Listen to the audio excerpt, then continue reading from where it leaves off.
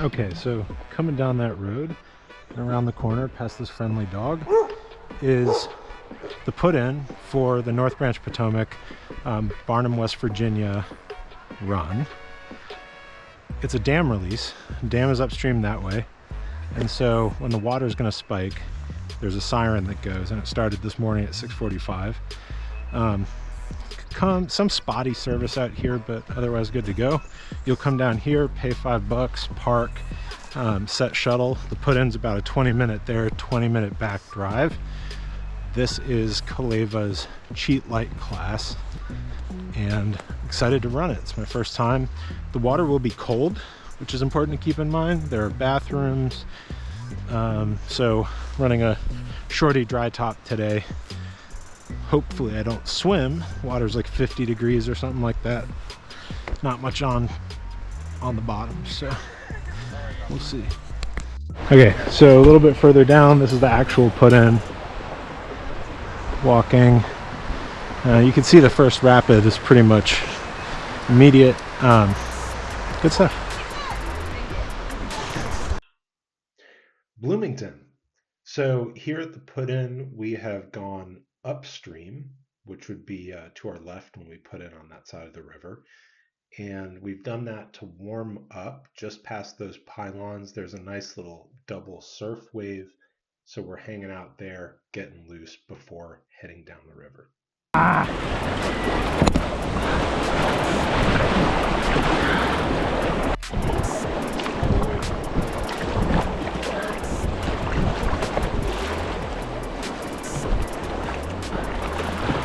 That's not really an... I had so much fun on this run. The rapids are much more continuous, building on the work we did at the low water Castleman. They are longer, they require read and run, there are waves and holes and rocks, all of that good stuff. And you get that awesome sensation of picking up speed and using features like eddy lines to bounce off of and sort of launch your way down. At the same time, it's a little bit scary because sometimes you'll punch a hole and get water in your eyes and need to reorient yourself. You also are pretty conscious that you don't want to flip. There's a good number of rocks in this area, and swims maybe a little cold, not so big a deal. We had a swim or two, and actually one injury, which I'll get into a little bit later, which was unfortunate. But overall, this felt like a really natural progression based on the rivers I've shared on the channel so far. Hi, rocks. Wow.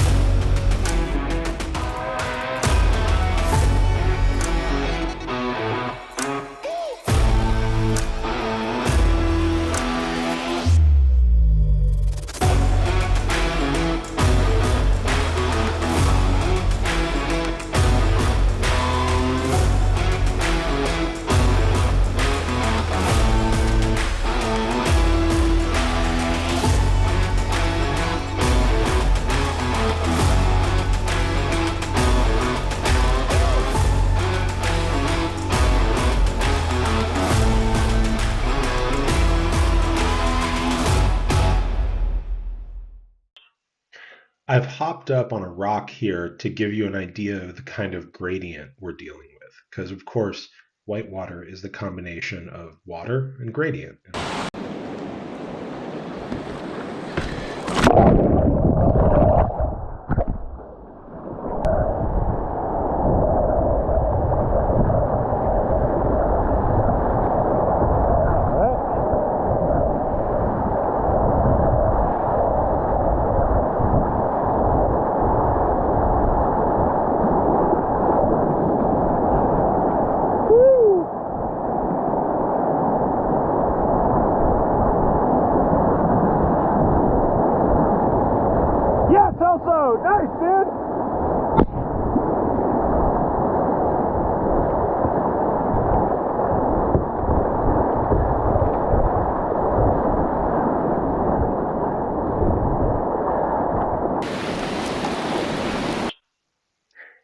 At this point, I'm kind of regretting bringing my creek boat. I make it a rule when it's cold out or when I'm a little nervous about new water to bring a more stable boat on the promise to myself that I'll bring a half slice or something next time. But these slides are the coolest feature I've seen in a while. You can surf everything, left and right, pick your way down, attain back up. I mean, really, this is worth visiting, I think, alone for like a class 2, 3 paddler like me. Sorry, man.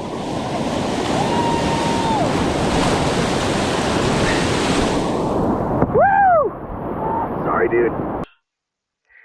One thing you may have noticed as a trend in my paddling is that I'm not always the best at managing traffic on the river.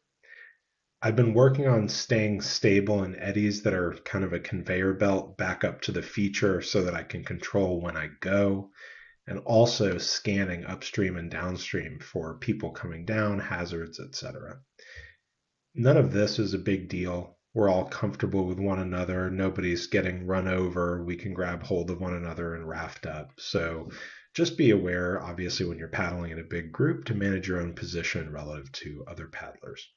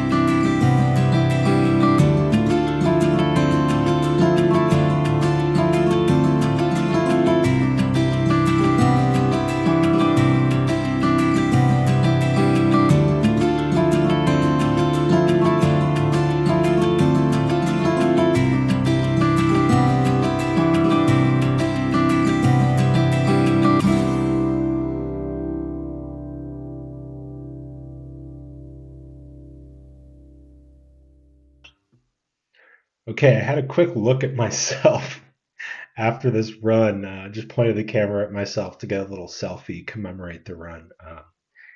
I look terrible. I look like I'm about to frickin' die. Manage your hydration and your nutrition. I was so excited I wasn't paying attention to anything, but look at my face. Blue hole. Basically, this is the longest rapid on this run, I believe, and the whole river is making a big turn to the right. So if you want the action, stay river left where the water's fastest. There are a few eddies where you can break it up if you want to. That's where there are bigger waves, all that good stuff. And at the conclusion of that bend, there are a few big rocks that you navigate around. That's pretty fun. If you want to skip some of that, stay river right. Not a huge deal, and it ends at a great spot to have lunch and observe this beautiful cliff, which I think is included in the video.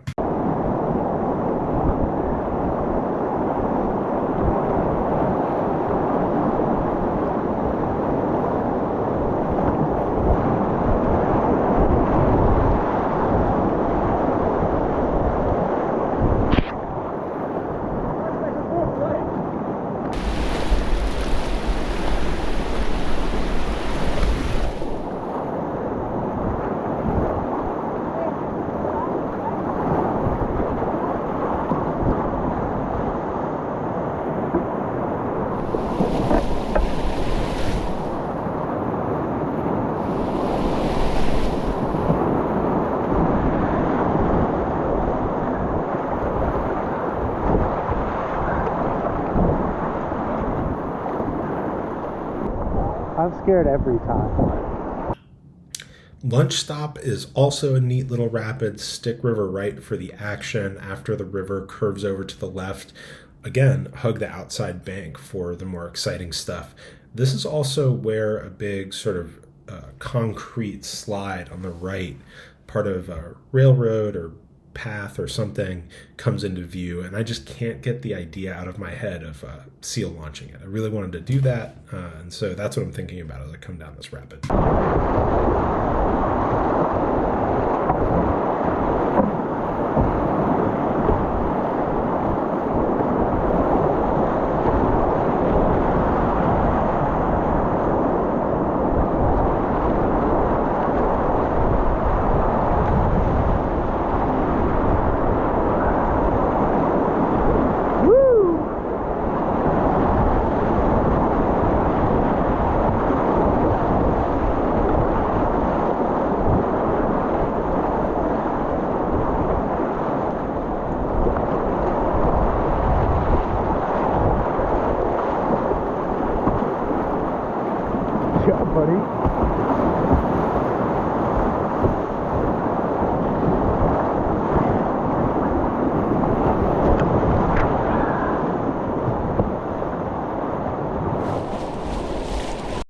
Okay, I just walked up that thing.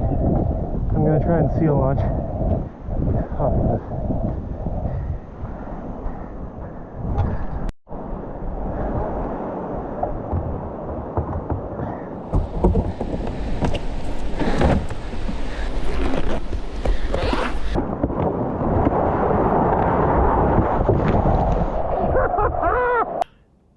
So I get all stoked to seal launch again. Dale wants to do it into the current. I think that's a great idea. So I follow him across, and I'm looking at where he gets out and climbs up this concrete thing. And before that, I had gone further down and climbed up where there was some dirt that I could get traction on with my shoes. And he's doing it over this moss, and he gets up no problem. I'm bigger than Dale, and I did not have the right footwear. I physically could not get myself up, slipping, sliding on my feet, on my butt. It was like a complete disaster. I didn't even get to the top. All I did was cut up my hands, reopen my wounds from the Castleman, lose a shoe, and slink shamefully back to my paddling group. So listen to your gut when it comes to where you're going to be able to climb out of the river and where you won't.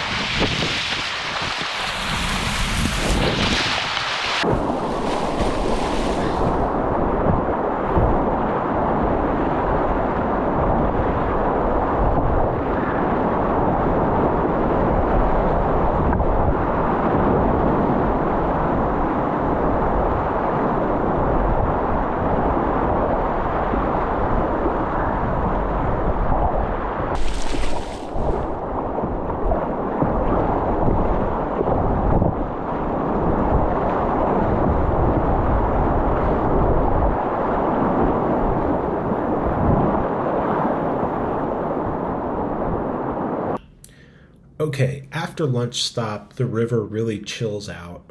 It's mostly riffly stuff like this, a few exciting things on river left where the current picks up. Basically, this is what it's like until you get to Robin's Nest. And that would be a series of offset holes that you need to navigate. And if you don't, chance of getting worked. So that would be, I think, the hardest rapid on this run. And after these riffles, that's what's next.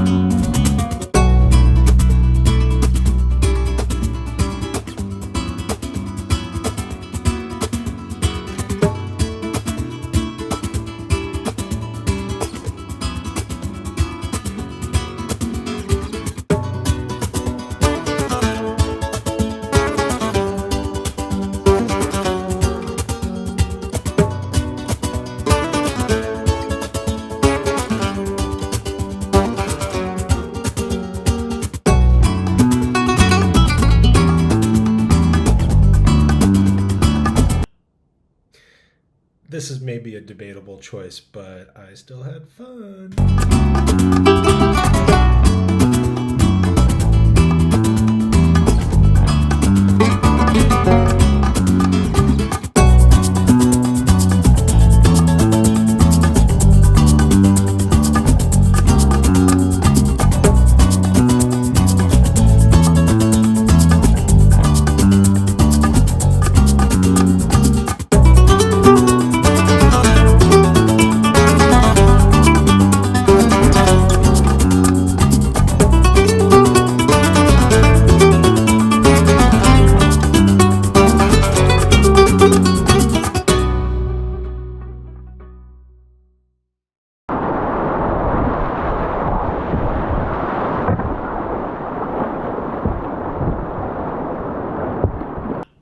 So basically, Robin's Nest is a series of offset holes, and the idea with my line was to start river right, facing upstream, ferry over above the holes using the first hole as like a surf wave to get across.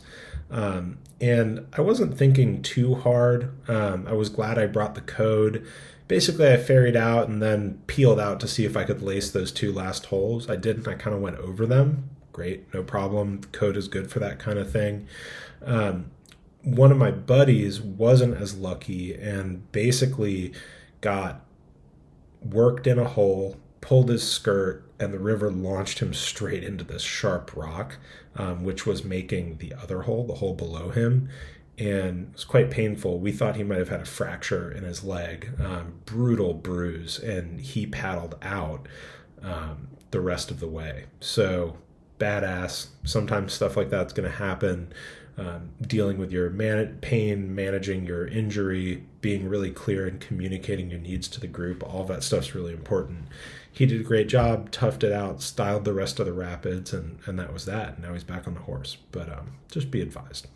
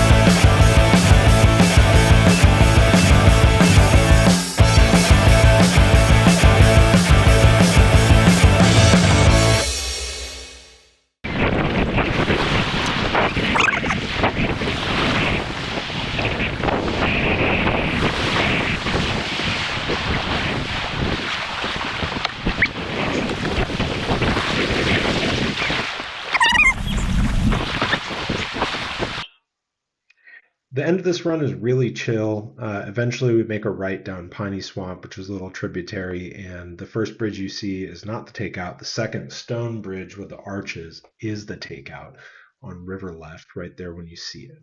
So pretty chill end of the paddle, which is a nice way to wind down.